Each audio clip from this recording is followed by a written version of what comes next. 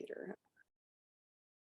All right, so I want to thank Rick for putting this together. My name is Lori Lancaster. I'm the membership and communications coordinator at the Oregon Science Teachers Association, and we are always on the lookout for people who are willing to share stuff. And so I would love to introduce, one other thing I want to, before we go, I just want to remember that there are PDUs available for those of you who want those for your teacher licensure renewal. There's an exit survey at the end, so just stick around. So on to you, Rick. All right, excellent. Well, thanks so much, Lori, and thanks for everything you do for OSTA. And it's just a wonderful organization, and I'm thrilled to be partnering with you all to do this today. I'm joined by my colleagues, Janice Elvidge, who founded the River Mile Network a number of years ago. She was, until a couple of weeks ago, with the National Park Service, but yay, Janice, she just retired after many years with the Park Service. And now she's full-time founder of the River Mile Network. We also have Jim Elkins joining us from Idaho. The great state of Idaho, recently finished his PhD, and he's with the Idaho H2O program in the University of Idaho Extension Service. And he's a fantastic colleague for this project we'll be sharing with you today. We're doing this big crayfish study. And I know some of you have some familiarity with it. Some of you are brand new to it. We're just going to kind of cruise through and do a fast overview of all the different ways you can engage students in this project and tell you a little bit more about the River Mile Network. Can everybody see my screen right now? Just give me a thumbs up if you can see it. Excellent. A little reaction button down there too.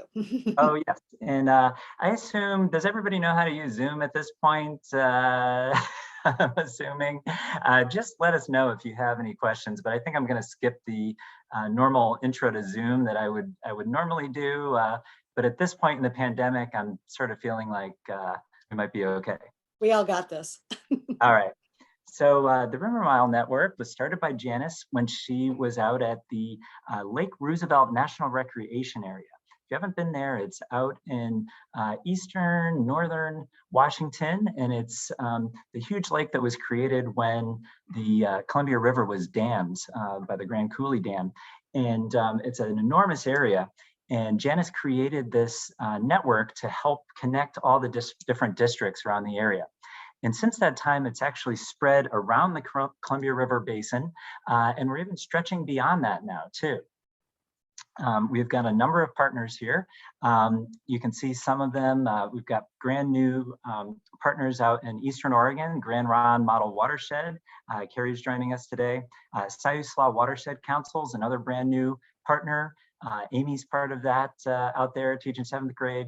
And we're just so excited to see what kind of data folks are collecting from around the Northwest.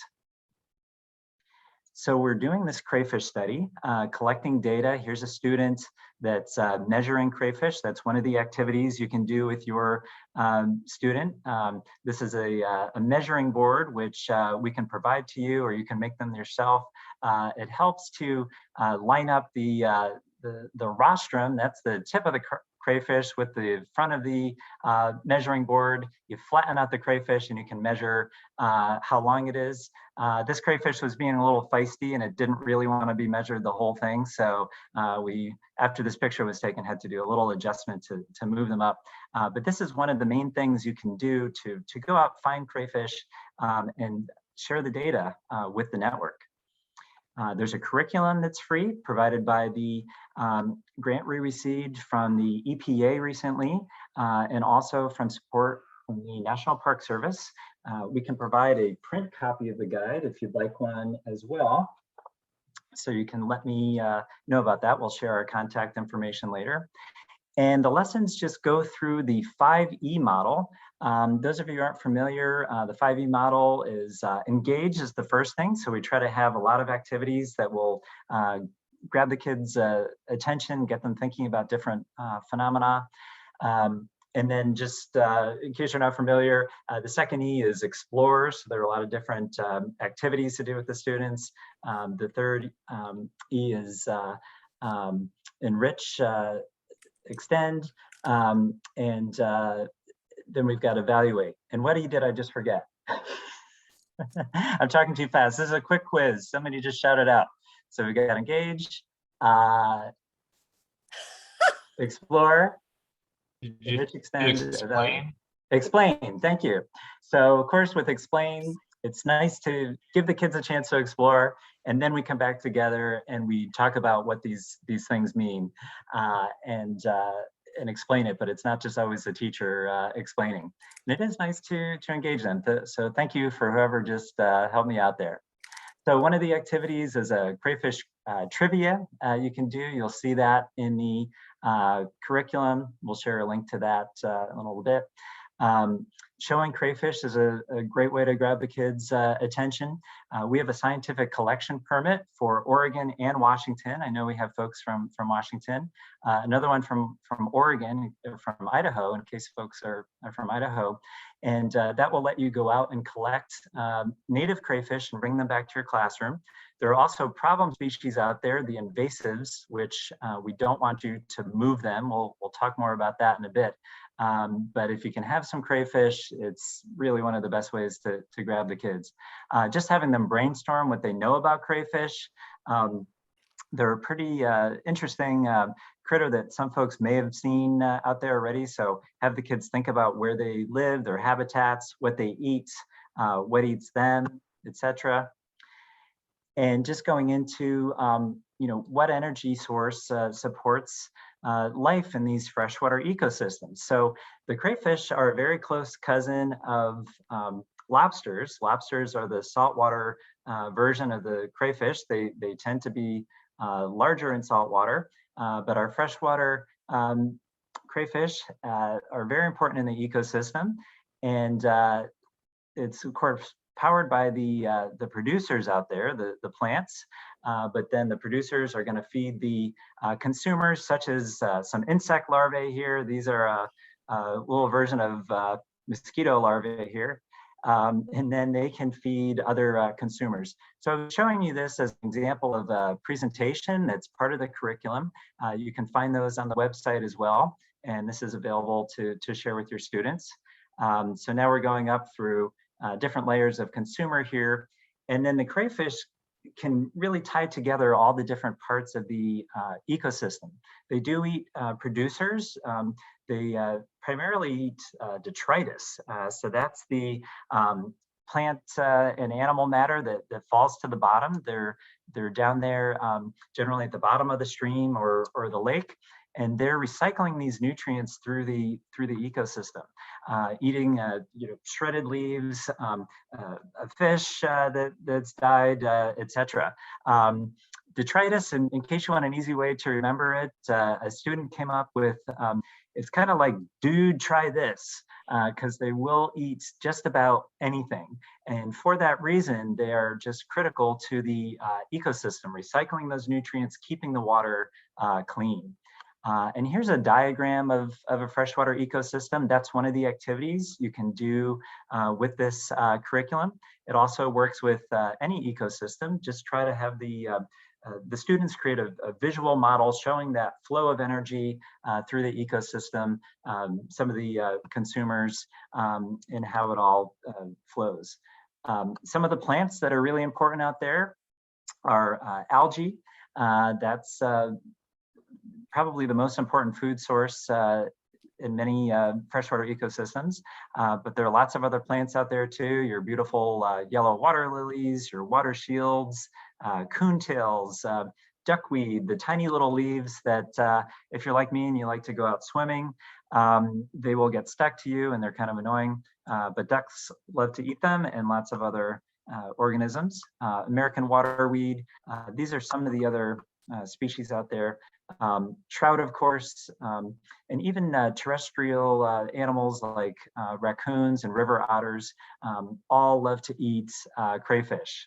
Frogs, we do need to think about them being small too. So they go through many molts, and as a small crayfish, a smaller frog can eat them. As a full-grown crayfish, perfect for a full-grown trout.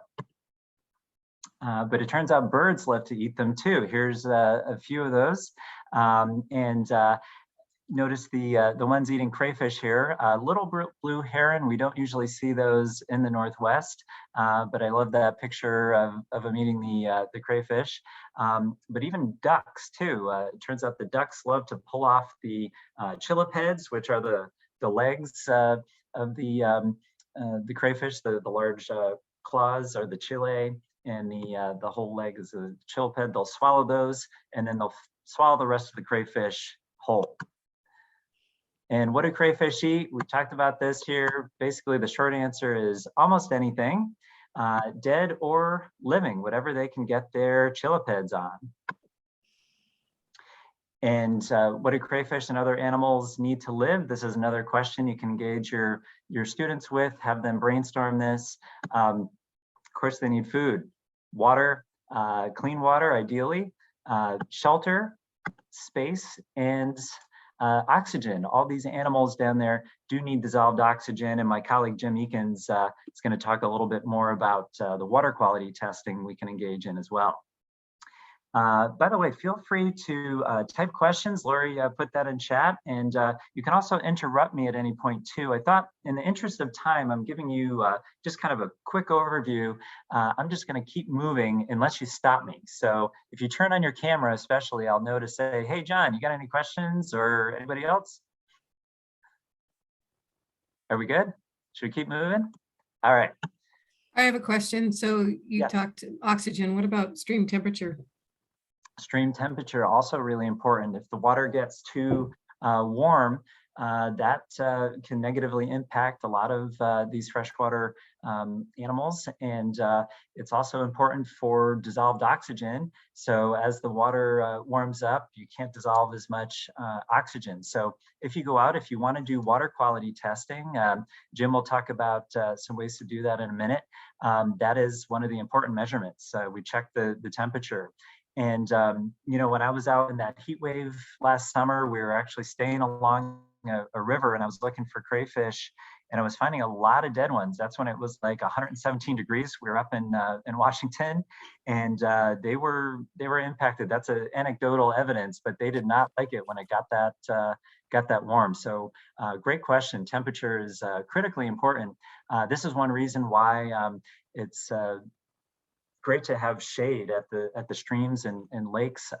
If you want to do something great for the fish and crayfish and other species out there, plant some trees and willows and other species that'll keep it shady around the riparian areas, the stream areas and lakes, and that will help keep the temperature down and keep it healthy. Any other questions? This is John. Oh yeah, go John. I'm in my classroom. So fantastic. I do have a question. There is a commercial crayfish kind of like operation in Oregon. I've bought bags of them. Oh yeah.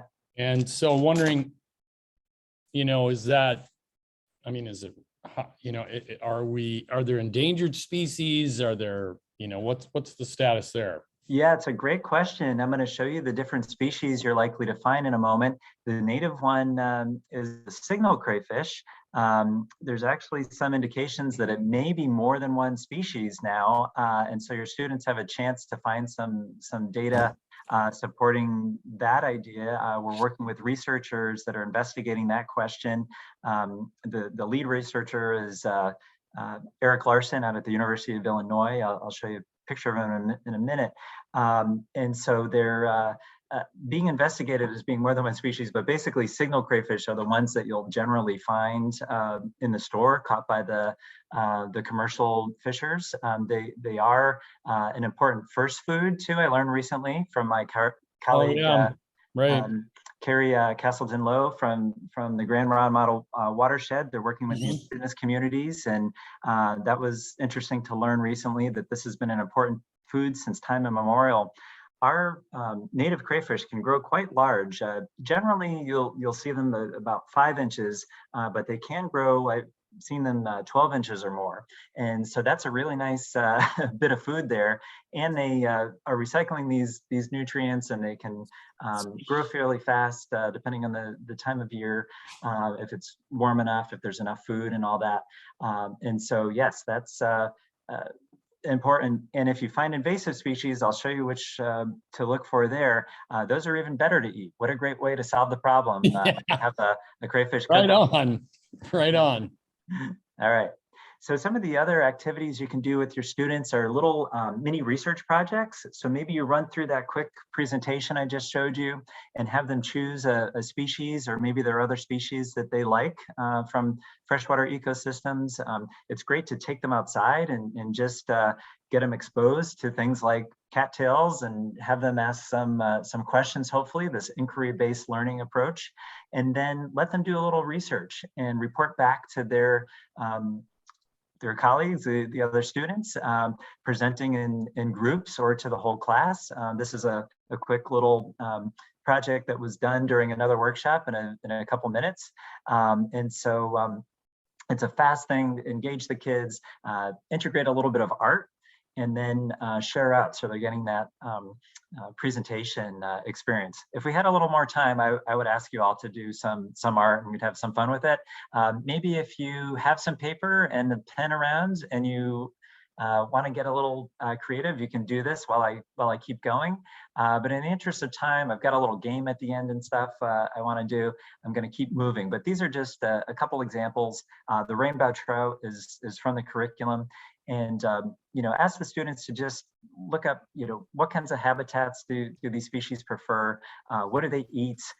What eats them? Other interesting facts. So just quick little, 1 to 4 minute presentation that really can engage the whole class and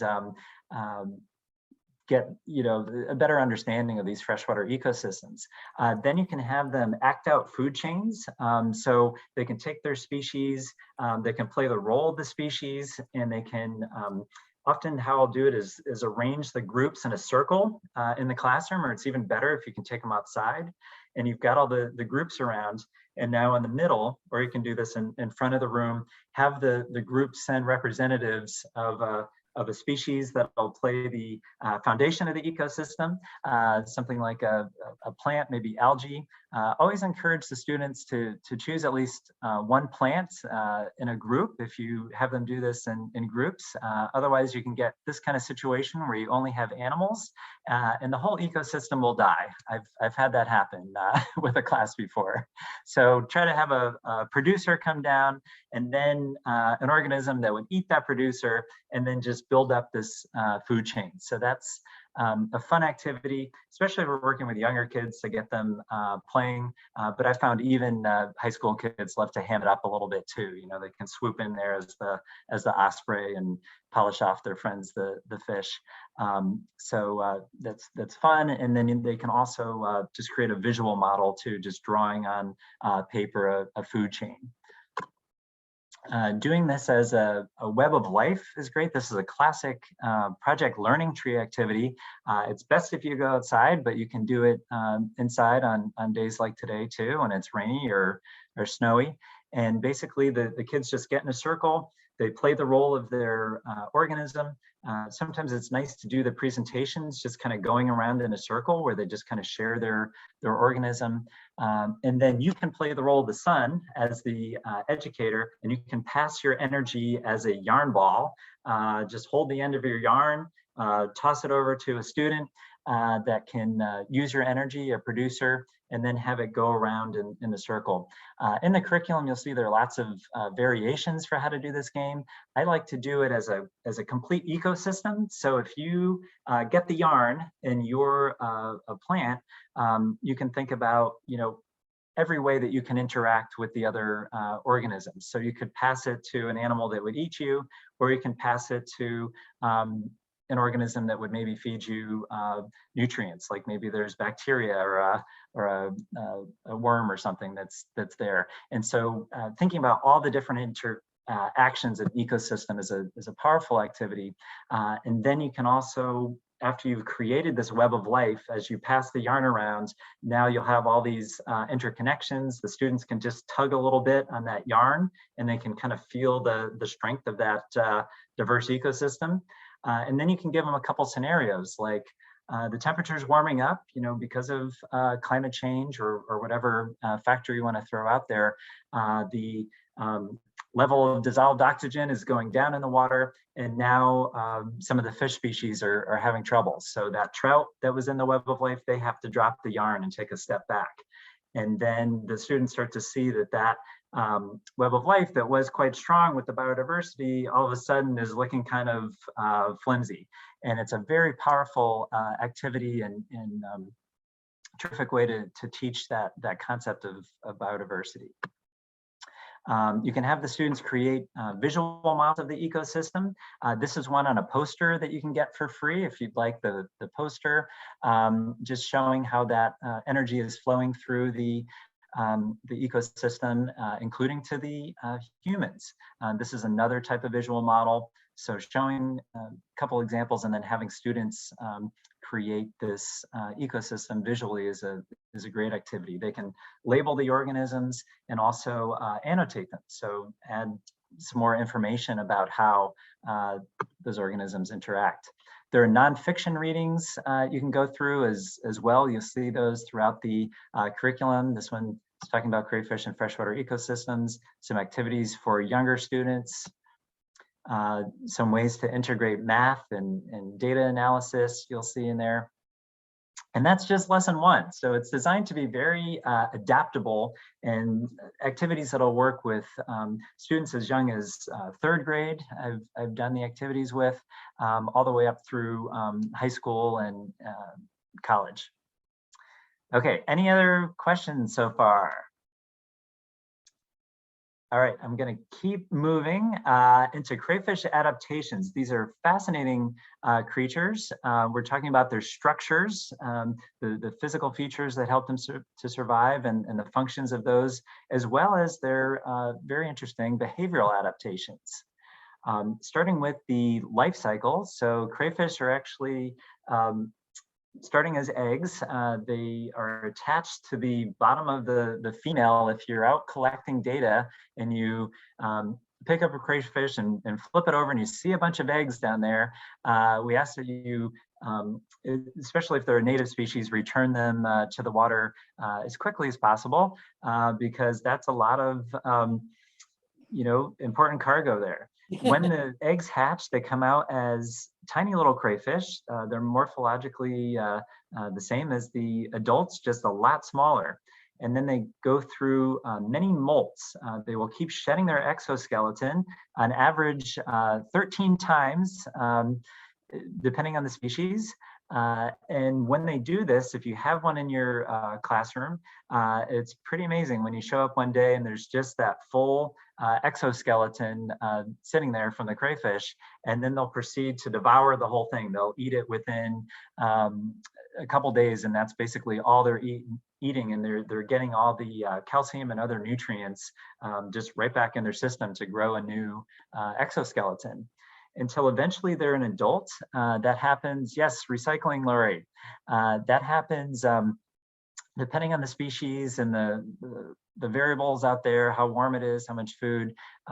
It can take a year, it can take less or more. It's sort of depends on a lot of factors. But you'll see them out there small all the way up to nice, snack size if you're into eating crayfish. They're most active at night. So if you're out there and you don't see them, it doesn't mean they're not present. They're probably hiding. They love to hide under the rocks. So that's the habitat they prefer. Anywhere with good, rocky habitat, tree roots, places for them to hide. And yes, I do believe there are crayfish in Beaverton Creek, but Mike, I'd love it if you got out there and you could tell us for sure if they're there. Usually if the water's clean enough, we do find crayfish. I live in Northeast Portland. I've looked all over Northeast Portland, haven't found any yet. And unfortunately, it's just a little too polluted here. But if I go out just a little further, out to Gresham, for example, or over to a creek that's a little cleaner, then they're there. And I did just hear from a teacher in Portland yesterday that they just found them down in Southeast Portland at the confluence of Crystal Springs, where it comes in right by the rhododendron garden there. So we are finding them as the water does get cleaned up. We're finding them closer to town, which is nice. Some of the adaptations to look out for with the crayfish, of course, they have antenna. There's 2 long ones and 2 little ones. Those are called antennules. So 4 altogether for crayfish. We talked about the chilipeds, otherwise known as a claw, and walking legs. Anyone know how many legs a crayfish has? You can just pop it into chat or say it out loud if you want to guess how many legs. There is a clue there. Danielle, you got it. There's 10 altogether. So 4 pairs of walking legs, and then the two chilipeds. You got 10 altogether. Oh yeah, Bernie, you found him at the pond over at the Eastmoreland Golf Course. That's awesome. That's right near where that other teacher found them, not too far away.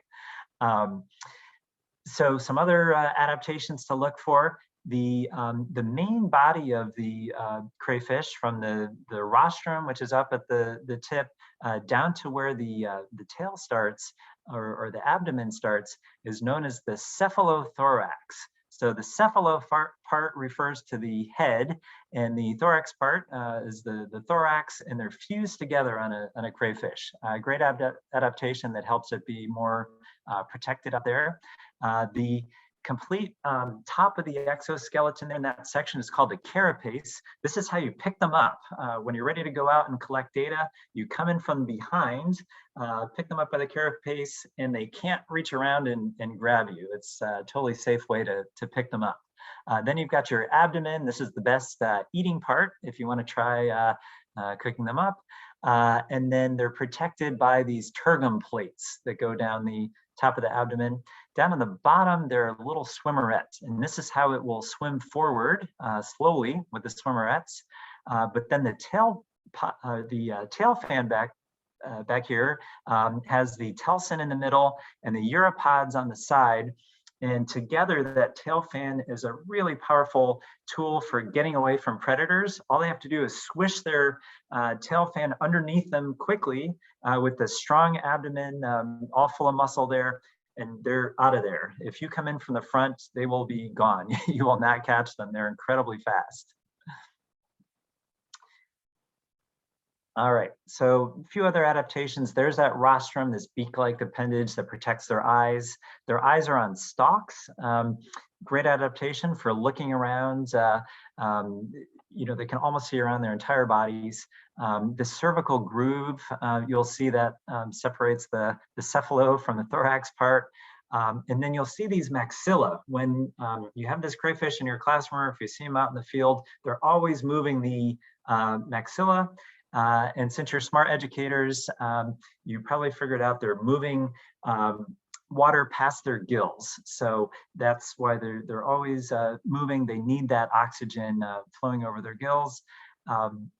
They've got maxillipeds. There's 3 of them, and that's how they're moving food to their mouth. And you'll see, if you look closely, I like to use a little magnifying device, or these macro lenses. You can find them on the internet for $20-ish, and they're great ways to magnify these adaptations and see the detail, like these setae.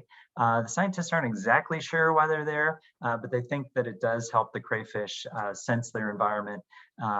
If the water's disturbed, they'll know a predator's coming, or there might be food, etc.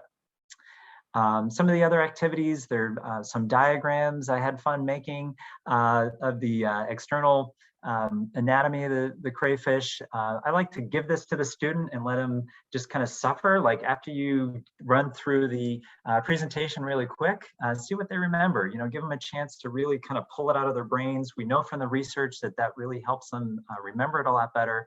And then you can maybe let them work with a partner to see how much they can get. And then when you want to help them out a little bit, you can give them the list of all the structures in their functions, the descriptions, and they can use that to finish filling out the diagram. And you can kind of layer it up, let them struggle a little first. They're going to learn and remember a lot more. And then when you really want to be nice, you can give them the labeled diagram. Some of the other activities are making models. So another type of model you can make, apart from those diagrams, is just pull out the clay, Play-Doh, any type of reused items work great, and have the students try to create a crayfish. So now they're thinking about the structures. They can label the structures and annotate the functions. So again, they're having to process that information you just ran through quickly, and then these can be shared with others. This is one, a third grade student from my neighborhood elementary school. And then they did a STEM night where they had all the parents come, and they celebrated everything they learned about the crayfish and freshwater ecosystems with these models, with the other activities. They dissected crayfish too, and they just shared their labeled dissected crayfish. And they even did a cook-off. So some other ideas to do with your kids, and it works for any age. Everybody likes to pull out the clay and get artsy. If the students finish that quick, it can be fun to have them design their own organism too, with the clay that could survive in the freshwater ecosystem. I mentioned dissection. We have this grant from the EPA. So if you need support for doing any of this, let us know, and we can quite possibly provide you with species or specimens to dissect. This is an invasive red swamp crayfish. What a great use for these invasive species to dissect them. Here's some more of the third graders from my neighborhood. They all did it. I didn't know if a third grader, could stomach going through the dissection, and it turned out they loved it. One got slightly nauseous, but then she got over it. So please consider doing this as well. All right, any other questions so far? Okay, thanks for humoring me while I cruise through. We're giving you this quick overview. I want you to know some of the species out there too, the native and invasive species. Does anyone happen to know what one we're looking at here on the left? You can just type it into chat if you happen to be familiar with crayfish. Notice while I give you a little wait time here, there are some other critters growing on the chilliped of this species too. This is a classic example of mutualism, where the crayfish is benefiting from these cleaner worms, and the cleaner worms are getting fed from this crayfish. And Martine, you got it. This is actually a signal.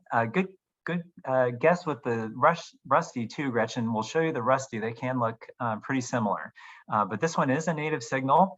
And then has anyone picked up? I mentioned this species too. Any guesses as what we call this one? Here on the right, I'm going to show you.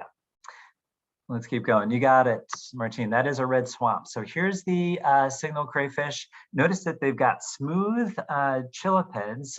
The invasive species tend to have tubercules, these bumps that cover the whole exoskeleton, especially the chillipeds.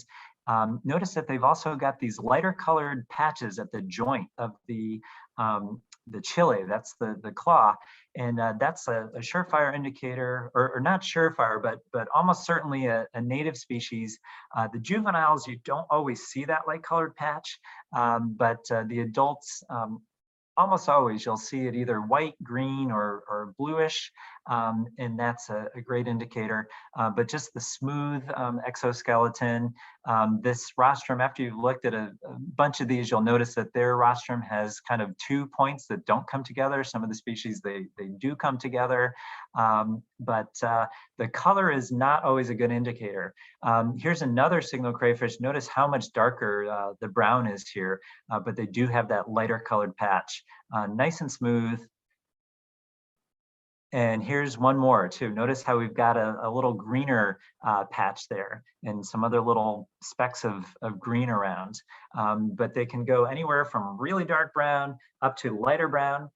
If you're over more in the western part of the Columbia River Basin, like we are down here in Portland, they tend to be lighter colored. If you're over more in the western part, over where Midge is in central or eastern Washington, they tend to be a little darker, but you can have lots of different variations. And they're so different that that's one reason why the researchers do think they might actually be different species. So that's another thing yet to be determined. There has been some DNA analysis that shows them being quite different too, especially in certain areas like the Okanagan region of Washington. They're very different, might be different species in some other places. There's our red swamp. Notice how bright red it is, almost always. And then sometimes you'll see this darker colored triangle on their abdomen, some little white specks, long chile with big tubercules. Okay, this is a classic red swamp crayfish. Here's another one that was just caught out in Lewiston, Idaho, a place we didn't know they were there. This was a group from Lewiston that discovered these red swamp. And that was a new discovery. So finding these invasive species is a huge help for ecosystem health. And now the students are in the process of trying to find them all and remove them. They euthanize them so that they can't cause more trouble. We'll talk about some of the damaging effects. Oh, and where did they come from? Great question, Lori. The red swamp, they're a favorite food down in Louisiana and all over the South. And so folks have brought them to the Northwest for aquaculture, to raise them for food, and sometimes as classroom study organisms. And then they basically get loose. And once they're out there, they can reproduce very fast and become a lot of trouble, which we'll talk about in a minute. The northern crayfish here, this is a real problem out in eastern Washington and Idaho, and they are spreading their range. They're from more of the central United States and northern United States and southern Canada, and they're really spreading in. They've got these huge tubercules on their huge chilipeds, and they tend to be a little greenish. You'll see little greenish patches, lighter brown, but notice this is pretty similar to one of those native signal crayfish with coloration, but the tubercules are what give it away, and the huge chile.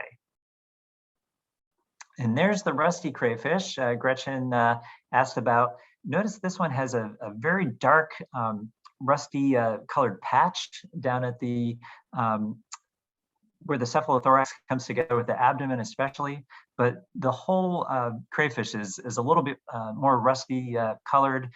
They also have a pretty large chile, and notice that they have a little like eye ring in the joint of their chile. That is another good indicator that this is a rusty crayfish. The nice thing is, if you're ever not sure, you can send us a picture, and either I'll help, or Jim Elkins, or Dr. Eric Larson. Between all of us, we will be able to identify what they are. It's rare, but sometimes it's not automatically clear. This rusty crayfish is a close cousin of the northern crayfish. So once in a while, they're difficult to tell apart, especially when they're juveniles. It's not until they're adults that they get this really strong coloration. This free poster that I mentioned, I'm happy to mail to you. Yeah, Lori, good point that they do actually taste really good. I haven't eaten them myself, but that is on my to-do list for this coming year, to find some invasive crayfish and cook them up, because I hear they are delicious. And this poster has the 3 main invasive species you'll find that we talked about. And the signal crayfish, that's the main one you'll find here in Oregon, but it is possible that you'll find this Snake River Pylos crayfish too. And there's also another species called the Pylos crayfish. If you want to get a little bit more into this, we have a self-paced training you can do through our website. I'll show you where to go for that in a minute. And that's where you'll learn more ways to identify those other species. Some of the problems with invasive crayfish, they can outcompete the native species. They can also reproduce faster. So what we found with the red swamp crayfish is, especially due to climate change now, they're able to have 2 sets of eggs in a season instead of 1, like the native species. And that can be 700 to 1,000 eggs per female. And if they do that a couple times in a season, you get a sense of how quickly these numbers can grow. And we're seeing in places like the John Day River system of Oregon, the rusty crayfish were released by one particular school, we think, and now they're taking over the complete John Day River system a number of years later. And the researchers have been in there, and they estimate within a couple of years they'll be completely basically down to the Columbia River, the main stem, and then they can be anywhere. And so if we can find them early and take them out, they're not going to be a competition problem. We can cook them up, solve the problem. They eat eggs. They can come in if you have a problem like what we see in the John Day. They will eat all the fish eggs, all the amphibian eggs, and obviously decimate the ecosystem until there's nothing left to eat, and then the whole thing crashes. And eventually these rusties are going to burn themselves out that way, but not before they do a lot of damage. Another thing, the red swamp especially, but also the other invasive species do is burrow a lot. All crayfish can burrow, especially when it gets cold. They'll use their chillipeds to dig a big hole and get down there. But the rusties or the red swamp especially can just stir up so much sediment that it really degrades the water quality. That's one of the main indicators of water quality, is how clear it is. The darker it is, the dirtier it is, the more energy is going to be absorbed by the sun, the warmer it's going to be, and there are other negative impacts. And so this burrowing adaptation of the crayfish, which helps them survive, hurts everything else. So that's another reason why we love it if you could get out there and find them and help us get rid of them. One way to help teach about invasive species is this competing crayfish game. It's lesson 4 in the curriculum. And I'm going to turn this over to my colleague, Janice Elvidge, for a minute to just give us a quick rundown of how this works. And hopefully my microphone is working. Can you hear me? You sound perfect. Yay, it's the first time. Yes, the crayfish game is basically it's a relay race for life. And you divide the students into 4 teams. And in the book, it really covers all the varieties of ways that you can play it. And the students, I have yet to have a group that I've played it with that some of the students didn't get upset because they died and wanted to become another species. But it's a game, you do not need to know a lot of the science behind it because it speaks for itself. Playing the game, we graph it out, have a chart, and each team records how much food they collect, or how there's other things that you can do.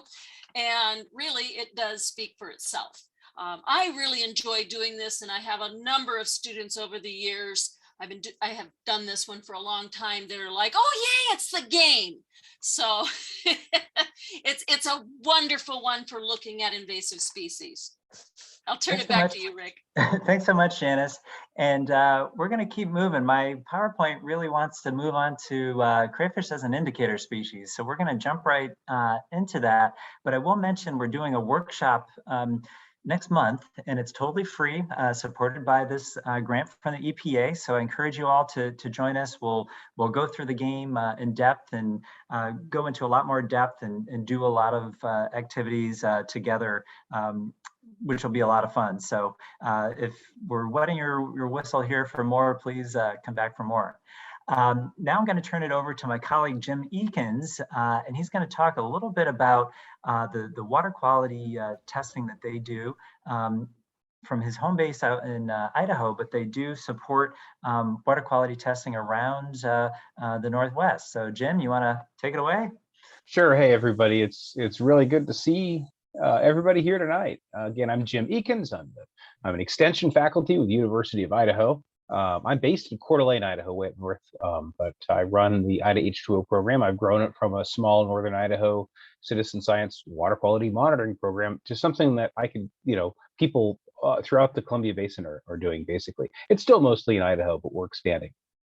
It's a very basic level of data sophistication and techniques, and it's very accessible to people that don't have a science background necessarily.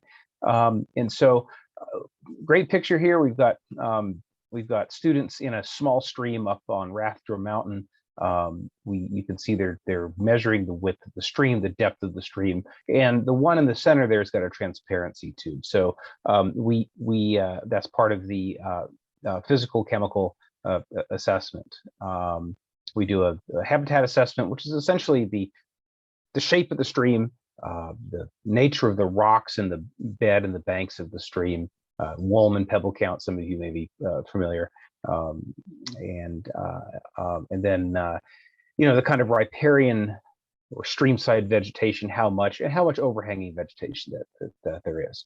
And then we do a physical chemical, which are, you've got, there we go. We've got things like water temperature, air temperature, cloudiness, meteorological conditions, and then transparency. We use the transparency tube. We use dissolved oxygen and,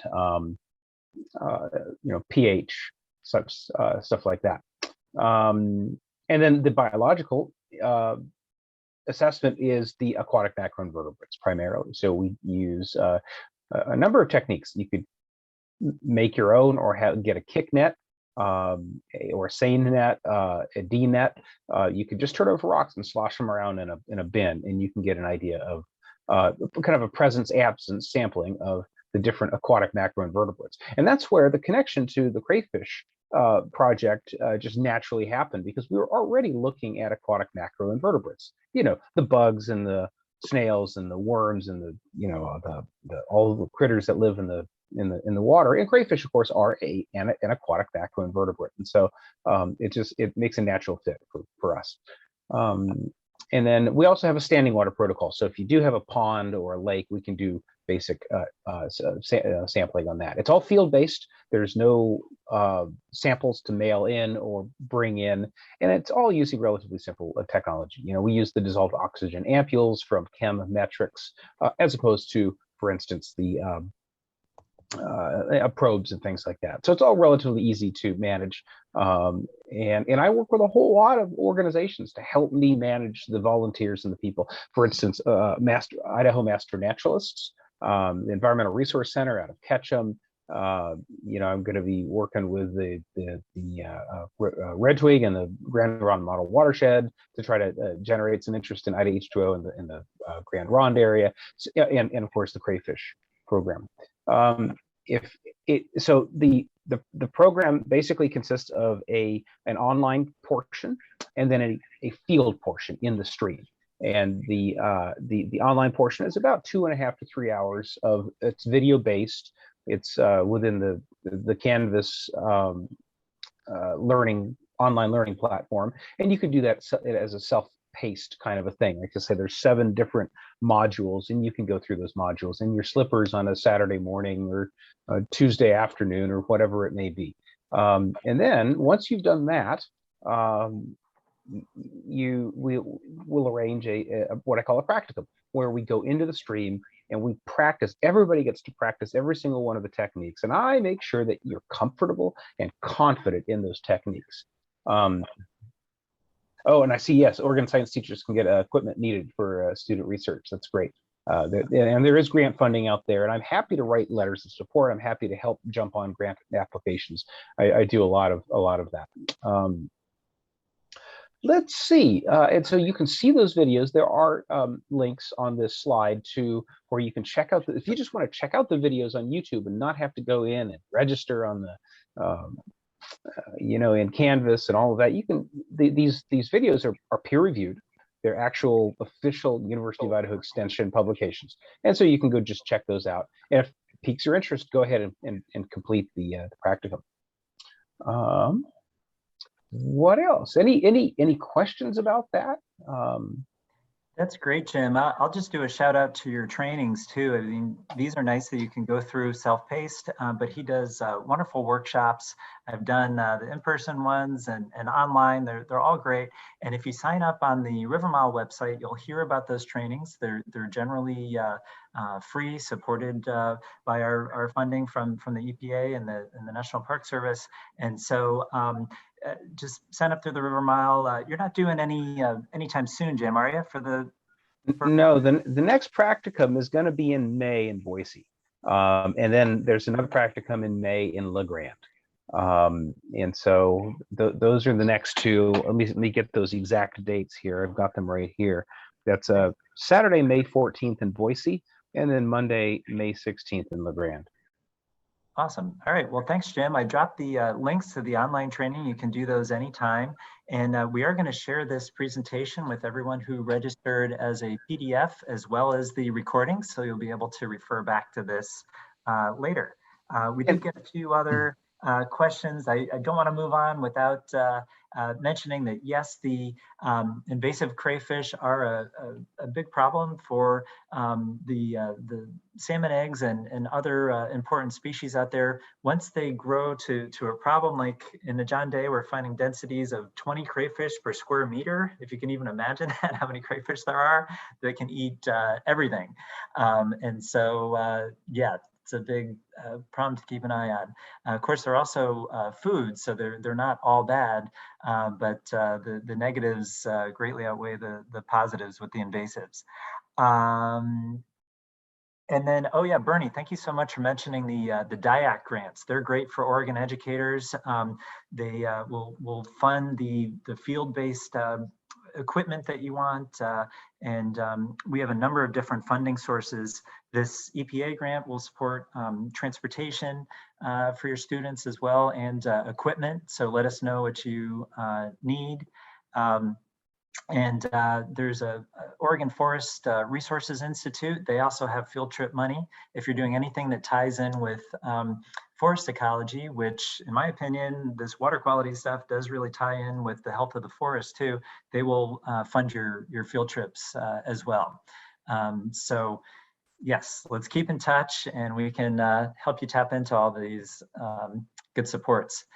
There is a simulation that's in this lesson 5, The Mystery of the Disappearing Crayfish, where the students go through this scenario. After you talked about some of these water quality indicators, they can learn a little bit more here. Why are these crayfish disappearing from this simulated school? And they are basically going to develop a plan to help solve the problem after they've dug in a little bit.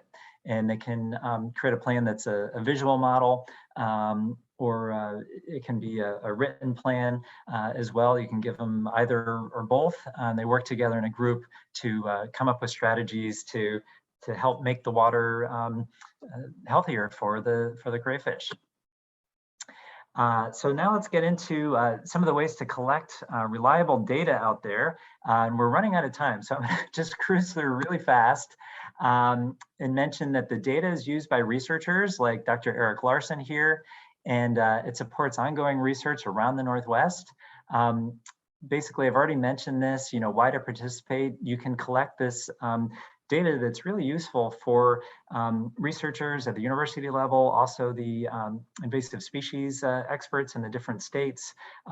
They can really dig into the positive and negative roles of the negative invasive crayfish.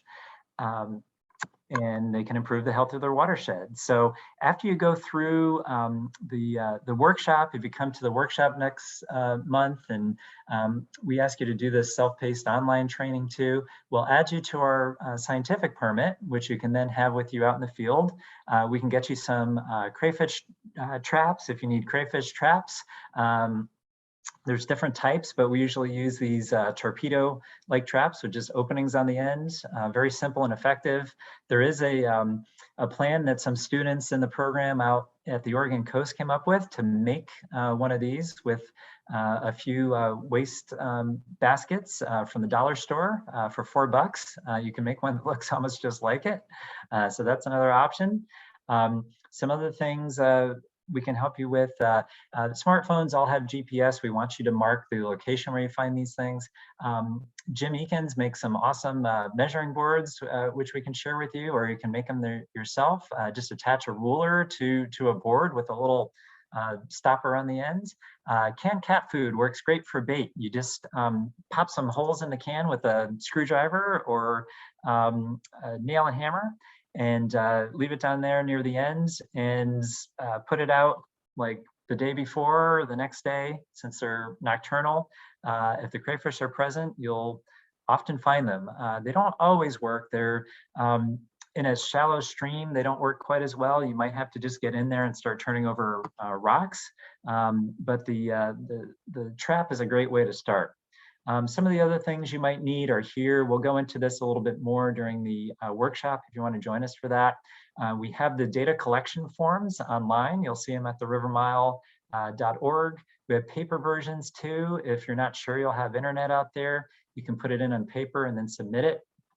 And then in the field, you just kind of get the trap ready, attach a rope to it. The most important thing to remember is to hold on to the end of the rope. If you have a trap and you throw it out, there have been traps lost on the river because the person forgot to hold on to the rope. So don't do that. Hold on to your trap, secure it well to a tree or something nearby, and then the next day you'll have some crayfish, hopefully.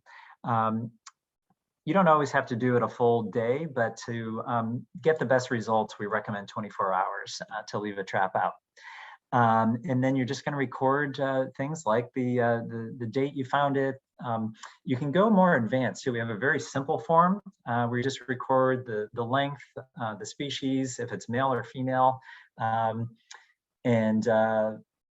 By the way, I should just mention the males are the ones that have the stiffer swimmerettes on the bottom. The females, it's just very wispy swimmerettes. If you do the training, we'll show you more details about that.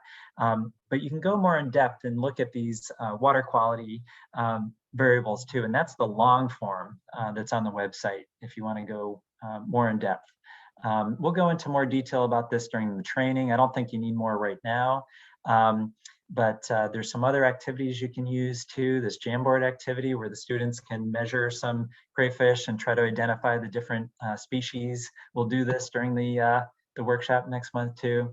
I'll just mention some other things you can do.